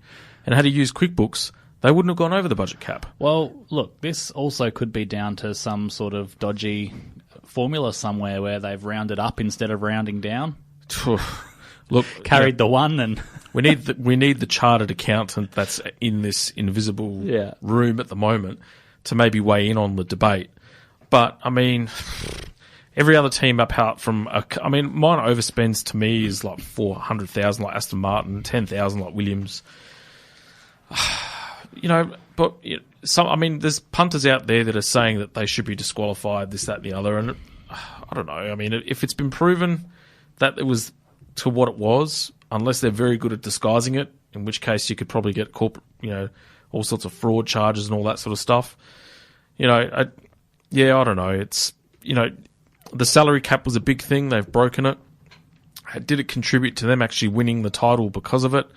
Well, no, because, Lewis up until the last 10 laps was winning the title. Yeah. And, Michael Massey put a good stamp on that. Like, if you wanted, like last year, this year's car was clearly the standout.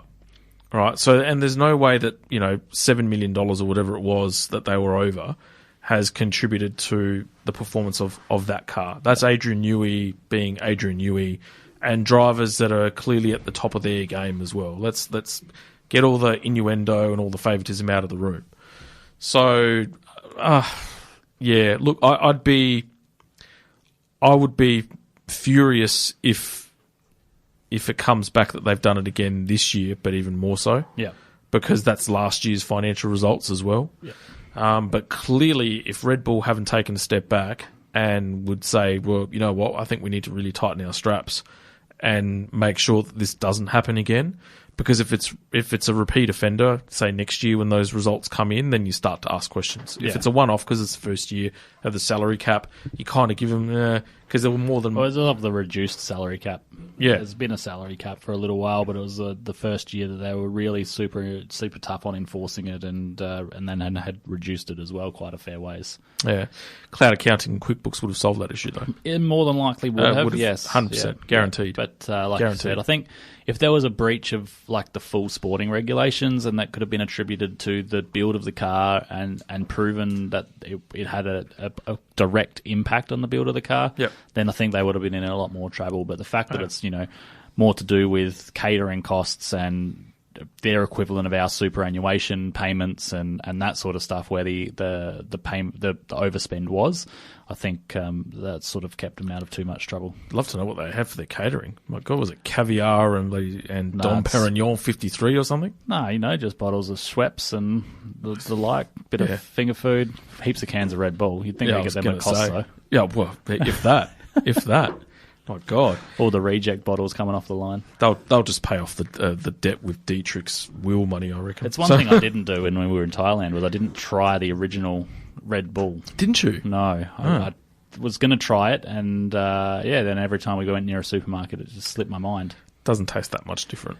No, I tried it when I was over there for my honeymoon. Yeah, it's like a cough syrup, though, texture. Like, it's a bit thick, like a syrupy thing, and then old mate just takes it and puts some carbonated water in it and sends it off. Yeah. Jaeger bombs, remember them? Exactly. Oh, yeah. Takes me back. Get your heart pumping on a Saturday night. Oh, man, to the house music with that. Oh, the best. No. Anyway, Sauber have partnered up with Audi. Audi are coming back. The supermarket brand. Audi, not Aldi. Aldi. And they're now going to become the Works F1 team in 2026. So why Sauber? Well, they're the village bicycle of Formula One. Well, not really. It's a bit harsh. BMW. Well, a bit Alfa harsh. Romeo. Allow me to expand. So earlier this year, Audi signalled their intent to be an engine supplier after the new engine rules signified a greater focus on electrical power and 100% sustainable fuels. So Audi acquired shares in the Sauber team, as well as announced that they were actually going to be an engine supplier. So about 25% from what I understand. And the question is asked, well, why Sauber? So let's say, look, rich history in F1. They're now owned by Finn Rasing. Fred Vasseur is a pretty switched-on operator, and he's actually been given the funds to get the factory up to date and also up to spec with data software and hardware as well. But also the relationship with Audi and Sauber extends to the fact that Audi themselves actually used the Swiss factory out and wind tunnel and also their software and simulator and equipment for their World Endurance Championship stuff. So what it's meant is that effectively it's a turnkey operation for Audi. So Audi can actually come in, start just doing their work on their power unit, and just get on with it, while Sauber actually are out there on the track developing and renewing their cars and all that sort of stuff. So what it does do is it means that they can just work exclusively with setup. They'll be able to, Sauber will have direct correlation with Audi, in which case they'll have that, like what Honda had with Red Bull, where it was the engine was and the chassis were formed to be one, effectively. And so what it means is that Audi will allow Sauber to be put on a level playing field with the price cap as well, whereas at the moment they haven't really spent too much money on that car. Now you could actually argue, well, didn't Ferrari provide them with work support and that sort of thing? Well, to an extent, yes, but not to the level of what's going to happen with Audi moving forward. So it was support, not financial investment. So. Yeah, exactly right. So it'll actually be the first time since the BMW partnership that you spoke of so poorly that that Sauber will actually be given tools to succeed, and they actually did a pretty good job. If it wasn't for Robert Kubica nearly mutilating himself at Canada, they were that year a genuine world championship threat. So I'll back Sauber to come good. Audi don't muck around. And it's a pity that Porsche didn't come to the party as well. But also Honda have now said that they're keen to come back into the sport. They never really left, let's be honest. No. But I think they'll come back as a full factory get-up in 2026. So fingers crossed we are around for long enough to see it. It's another 3 years away. But, I think, F1 will go through a real renaissance period like the current World Endurance Championship is, with all the major manufacturers coming back into it now too. Yeah, it's all dependent on regulations and stuff. Like, there's pretty serious regulation changes as well in the LMP class, the hypercar class, and it's just making it a bit more of an even playing field for a lot of those engine manufacturers. So they're happy to develop cars, whereas when it was so narrow-mindedly put towards Porsche and Audi and Toyota in Le Mans, WEC, that's when it took Jaguar and all that sort of started pulling out. So look, hopefully this maybe just be the straw and the start, and we do see some more manufacturers, like you said, Honda. Maybe it does spark the interest of Porsche. They don't want to get left behind by Audi, and we'll see what happens. Yeah, absolutely. That wraps up F1 for us. Pretty comprehensive. There's a lot to cover. Doesn't help when you're not in the studio for 6 weeks and we're doing satellite coverage at the go-kart track, which was great fun. I called you all the way from Thailand and you didn't have the heart to call me first. You Mate, could have rung me. With all due respect, the A team took over, and the A team, that podcast, by the way, has now reached, as of last week, number 2 in the all-time download list for our show. It's just Biscuits and Cashies sitting there in a love circle, downloading and listening to it themselves on Spotify. Mate, they've got a following. They've got a following. It just lifts the profile of our show, so I'm not fussed. Yes. MotoGP. We will do some highlights very shortly of Malaysia. But I don't know whether you had a chance to watch Phillip Island. I did the other night. My God, what a cracking race! That was like Moto 2 Moto 2 and Moto 3, but for MotoGP level. The race was just amazing, and that track, it was missed. It just brings the racing to a level. From memory, Phillip Island always does bring the MotoGP or even 500cc racing when it was back then. It does. It's a big draft, heavy track with long sweeping corners and only a few tight stops. So there's not really a whole lot of time to gain on a bike there. So yeah, it does make it pretty close. I think I do remember at one point there was 7 or 8 riders in the hunt for the win. But good to see that race was exciting. Yeah, absolutely. And Jack Miller's a very, very lucky boy, because Alexis Spargaro was probably going to break at Bass Strait and used Jack as a rebound. And Jack's a very, very lucky boy with that accident. It was very, very severe. What it meant at Phillip Island was that Quartararo binned the bike, choked again, and the Pecco show, rolled through, and he took a 14-point lead into Malaysia. And these are the top 5 highlights of the Malaysia MotoGP last weekend.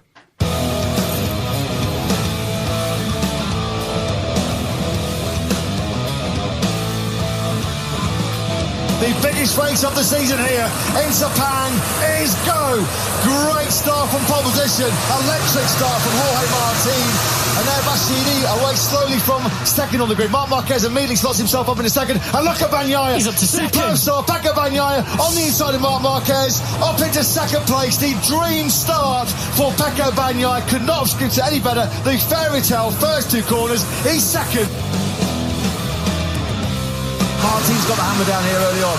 A 1:59.634 for the poleman and your race leader. Martin, to be fair to him, is running a pretty electric pace at the front of this Grand Prix. There he is on the 89 bike into turn number 4. Yellow's out in sector 2, so someone, as we could hear, has gone down. It's Jorge Martin, according to our time. There's Martin, the leader out. A gift. What a gift then for Pecco Bagnaia, because he would potentially win this Malaysian Grand Prix. Jorge Martin then with a 1.2 second lead on lap number 7. And he goes out.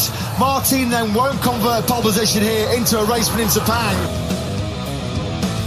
Aleix Espargaro, the big loser out of the World Championship contenders. He's somewhere roughly around where he started. But as you can see, confirmation, left-hand side of your screen, Aleix Espargaro down 1 off the line to 11th. We thought it was a slim chance for Aleix Espargaro and the Aprilia to capture this year's MotoGP World Championship, and that looks like will be the case. Aleix Espargaro's World Championship hopes are fading fast. He's now down to 15th position. And Aprilia's hopes of keeping themselves in the hunt, vying for glory in Valencia, are disappearing without a trace, aren't they? It has not been an end of a season to remember for the Nuwali factory or for Aleix Espargaro. It's all ending in rather timid fashion for the Spaniard in his 300th Grand Prix appearance. 15.5 seconds he started this lap 17 off of the front-running pace. Aleix Espargaro in a lowly 11th place right now. It's over for Aleix Espargaro. Quartararo's not had a bad start either. I think he's up in 6th behind his teammate Frankie Morbidelli. So the top teammate in the championship did start going forward. Quartararo's leaving it late to find up the inside of his teammate Franco Morbidelli. Quartararo then has gone from 12th to 5th. Fabio Quartararo struggling at this very early stage in the Grand Prix to go with that leading 4. So far through the third sector, the gap to Marquez ahead of him is up to 9/10 of a second. Marquez, he's gone really, really wide into turn number 15, and Fabio Quartararo does sweep on through. Can Marquez get him on the cutback? He certainly can. Wide again. He's gone wide again now, Marquez. This has been a world champion's ride by the current world champion Fabio Quartararo. Absolutely awesome job by him. It's imperative though that Fabio Quartararo clings on to this third place. If he slips behind Bezzecchi, it's game over in the championship. The tension is palpable. Fabio Quartararo riding like a devil. He's called El Diablo. That translates to the devil. What a performance by the world champion right now. Fabio Quartararo keeps his famed title hopes alive with an outstanding ride to third place. A world champion's ride from the world champion, despite the pain of that broken middle finger on his left hand.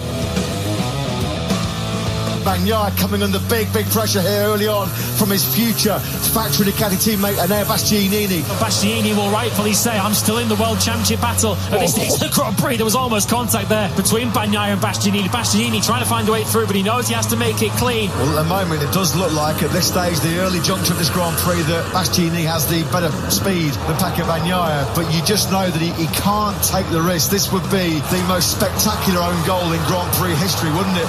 Akin with the Dani Pedrosa and Nicky Hayden moment for Epsilon in Portugal in 2006. If the Bastianini was to do anything to disturb or worse, wipe out Pecco Bagnaia, to say that won't go down too well in Bologna would be the understatement of the century, wouldn't it? Bagnaia almost coming to grief there with Bastianini. Ducati will not enjoy seeing Bastianini this close behind Bagnaia.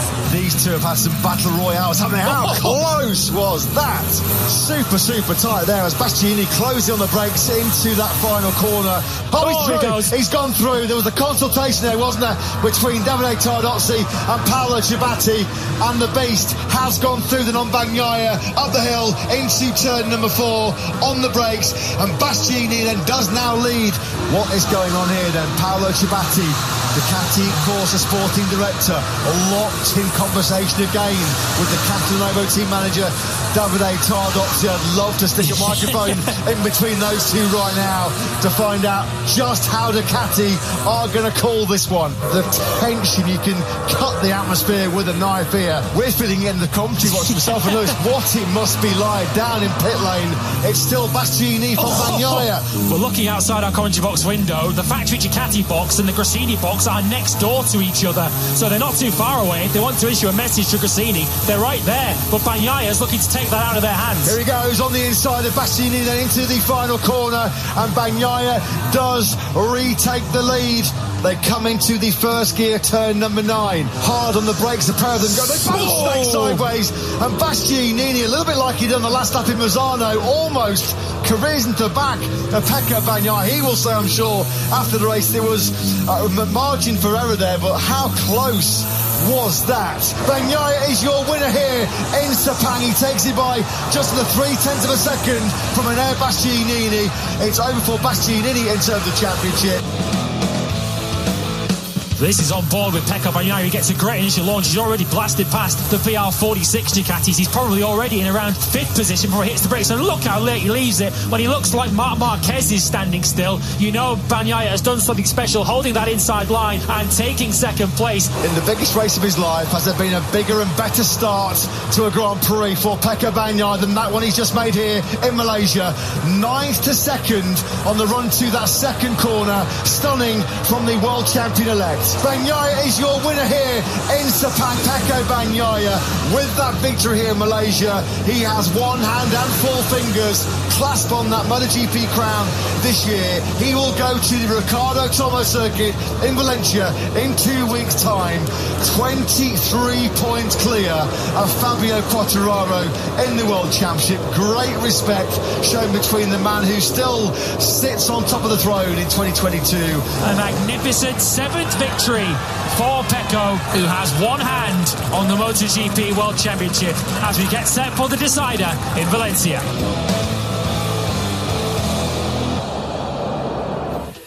If he manages to pull this off, it will be the greatest sporting comeback outside of LeBron James and the Cleveland Cavaliers, coming from 3-1 down against the all-time record-breaking Golden State Warriors. You have no other way. If he can pull it off, he's coming from nearly 100 points down.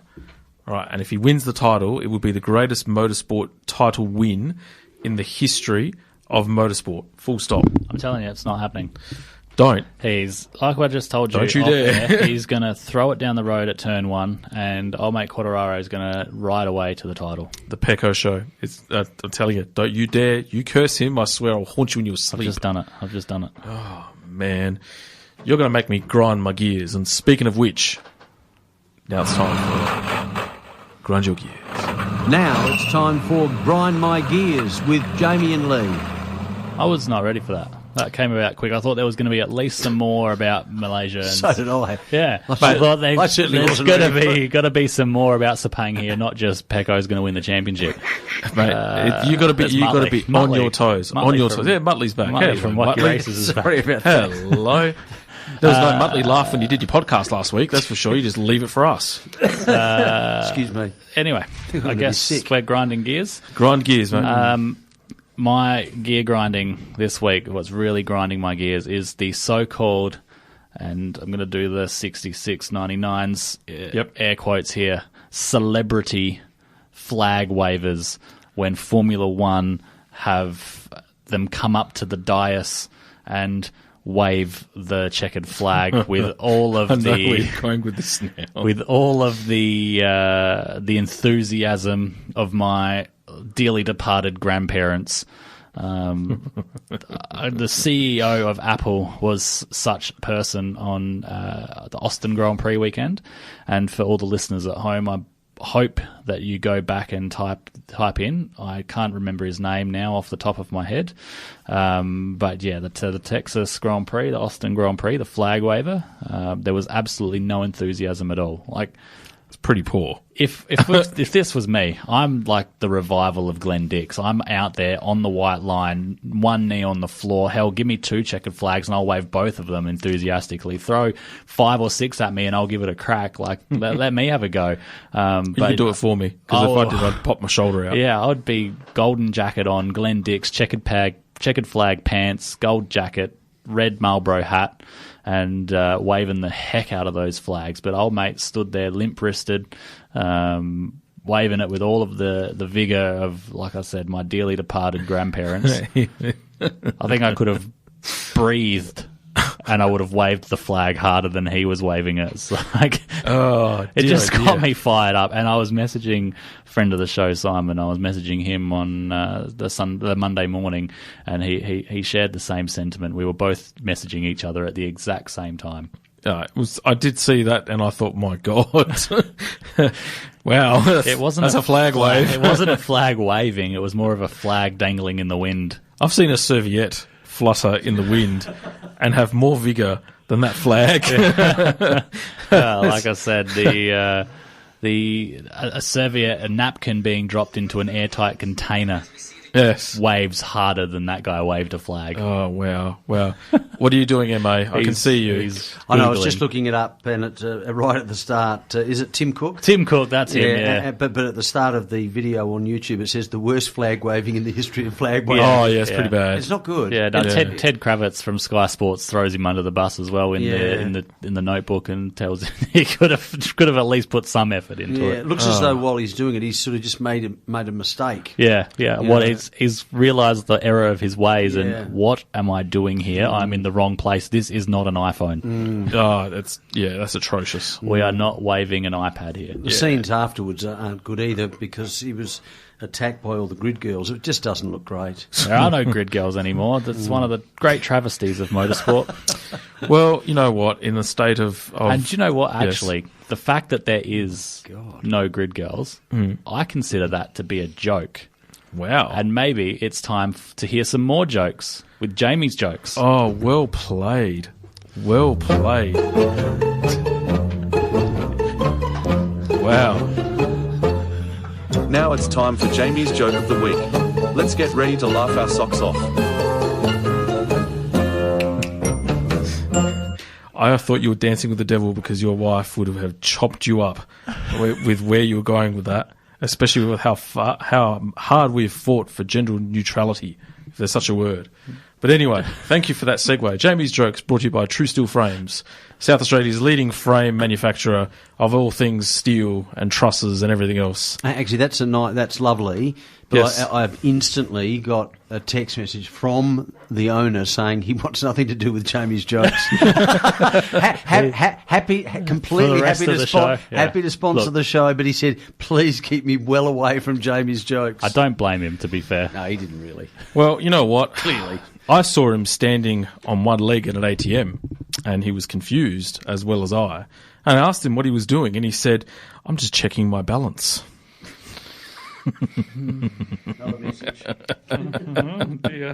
Did you know, Lee, that astronomers got tired watching the moon go around the Earth for 24 hours, so they decided to call it a day?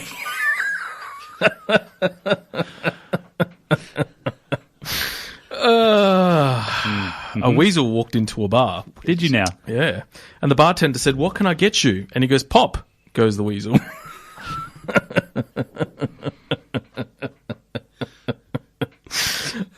I told you, you danced with the devil. I've been saving these up for a couple of weeks. So my friend asked me, you, by the way, why are you carrying a 9-foot book? And I said, it's a long story.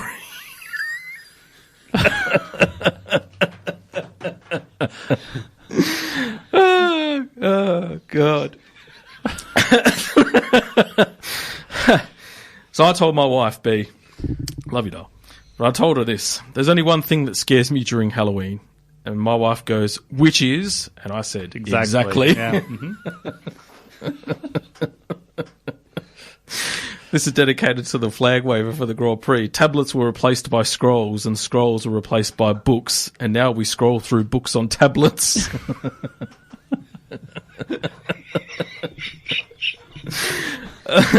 Here's one for Mark.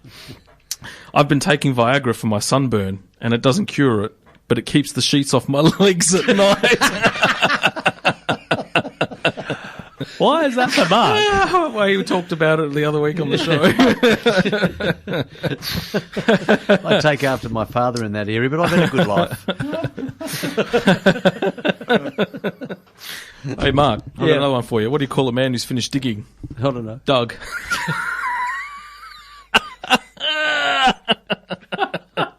Is that exactly like I'm from YouTube that we normally play?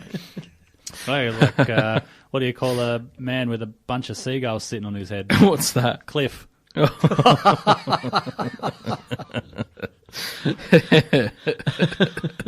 Oh, my God. Genie, I shall grant you 3 wishes. Me, I wish for a world without lawyers. Genie, done. You have no more wishes. But you said 3. The genie says, sue me.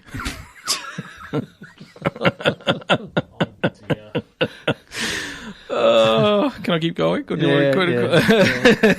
Okay, let's see. What more have I got in my book of wonders? What are you twirling your fingers around for? I'm trying to wrap you up here. Oh, I thought you were doing your glow sticks to the nightclub. All those Red Bulls have come back to haunt you. Not tonight. Not tonight. Look, in the current affairs, if the workplace requires a password change every 90 days, just set it to the name of the current UK Prime Minister and you should be fine. I saw That's relevant. I saw a topic. I saw a dreadful image there of Truss, wasn't her name? Truss. Yes. So she was. There was a headshot of her, and there was a rotting lettuce alongside of it, and it said, "Which one's going to last longer?" Well, the lettuce one. Yeah, the lettuce one. Yeah. Now, I understand, MA, that your dad used to own a gym. Yes, he Sydney, did. Squires, right? Squires Health and Sports Studio. Yeah. So when you were back in your younger youthful days, I asked my new date to meet me at the gym, but she never showed up. I guess we aren't going to work out. Oh, God. Look at your face. My niece calls me ankle and I call her my knees. Oh my God, these are getting worse. Yeah, that's probably the worst one I've ever heard. I've not heard a worse one. I can't see it getting any. It started well. It started. It's like a stone rolling down a hill. It's gathering moss fast. If honey bees make honey, what kind of bees make milk? Boobies. We're losing him. We're losing him here. I accidentally took my cat meds last night. Don't ask me how. Oh my goodness! Just got a text from True Steel Frames. Just got a text from True Steel Frames. So they've said a lot of stuff there, and then at the end it says former sponsor of the program. If I did an Italian themed joke, would it cause offence to any of our listeners? No, I don't think so. Okay, you're Italian, so it's not. Okay, you know, yeah, that's true. It works. Did you hear about the Italian chef with a terminal illness? He passed away, can only do so much, and now he's just a pizza history. Oh God. Deary me. On that note, good luck for the SA titles next week with the Ultimate Club Driver. The Ultimate Club Driver. Yeah, no, thank you. I appreciate that. I'm running 2 classes, like we know. I'm having a dip in KO3 medium as well, so we'll see how that goes. Well, when we had that dinner in time in Sydney, you said yourself that you were going to take the 2 titles, and so you're halfway there. Don't let me down. No, when did I say that? Oh, you don't remember, do you? No. That's what happens when you're about 7 drinks deep. But I remember everything because I study a school of sobriety. Yeah. But on that note, we hope you enjoyed the show, everyone, and had a good time at laughing at my stupidity and my jokes at the end of the show. And yes, it should be good. I'm looking forward to hearing all of your stories about the Ultimate Club Driver. We'll be back in 2 weeks for more. We will be, absolutely. But we hope you enjoyed the show. Good night, everyone, and we'll see you in a fortnight's time.